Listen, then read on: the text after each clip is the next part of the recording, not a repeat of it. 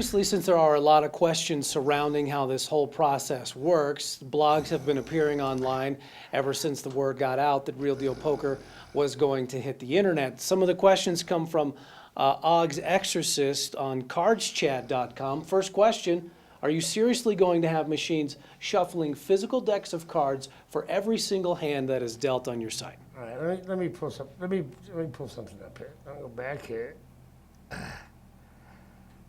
Right to here.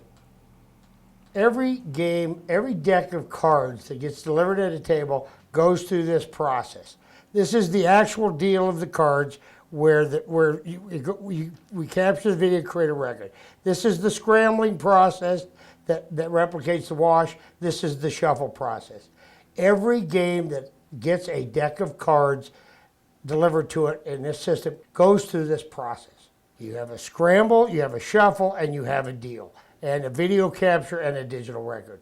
Those are the duplicate records. Those are the controls that are in place to assure that every game played gets a deck of cards, gets a scrambled, shuffled deck of cards. Okay, another question I found interesting was question number 5 from the same guy.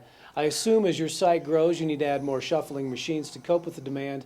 Got a pretty big warehouse or something, do you? Well, yeah, that's really funny. You know, this is people assuming that they know anything about how a system can work. This is the number of combinations in a 52 card deck. It's not an infinite number.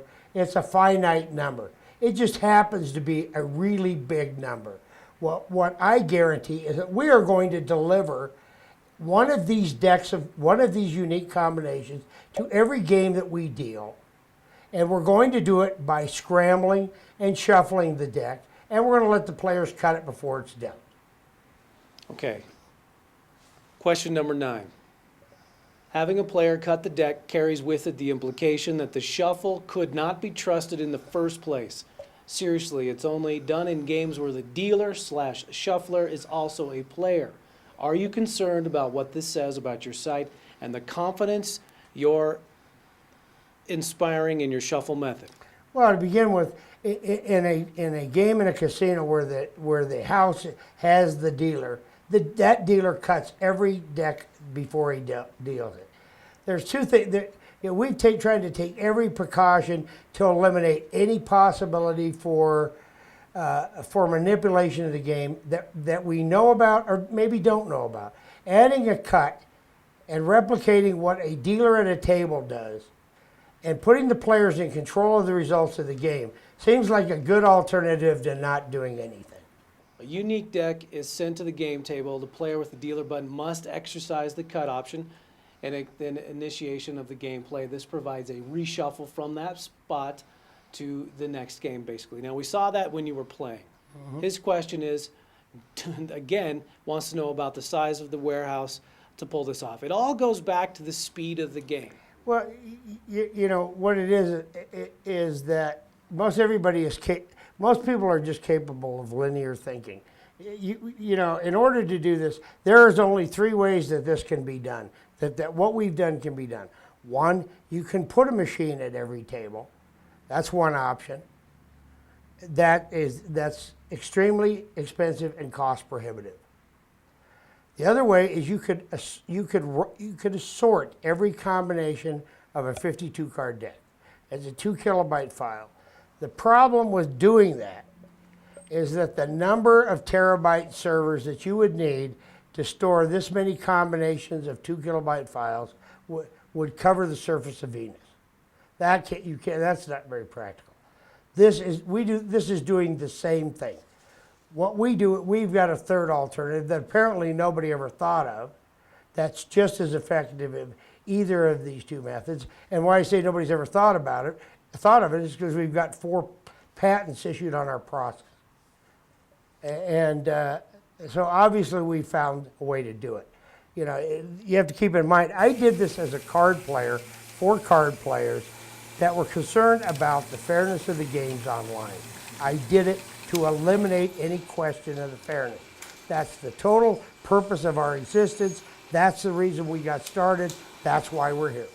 Burn cards are intended to prevent someone from making the cards and thereby knowing the exact card to be dealt. Again, this is not an issue in online poker. I still don't see this actually solves anything, the act of burning the first card. You know, all it does is it replicates the game you see in a casino. That's all it's for. We set out to make the game as close as possible to the game that people are used to seeing with a real deck of cards. That we deal real decks of cards. This is the same game that you see in any place where you deal real decks of cards.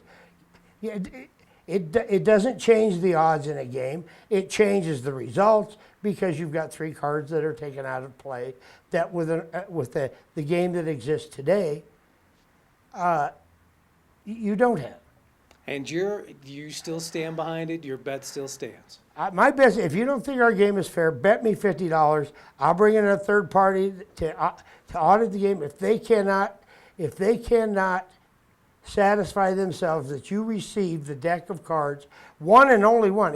Each game that calls for that is played gets one and only one specific deck that's going to be in use. If that auditor can't verify that's the deck that you got, I'll pay you 100 times your money.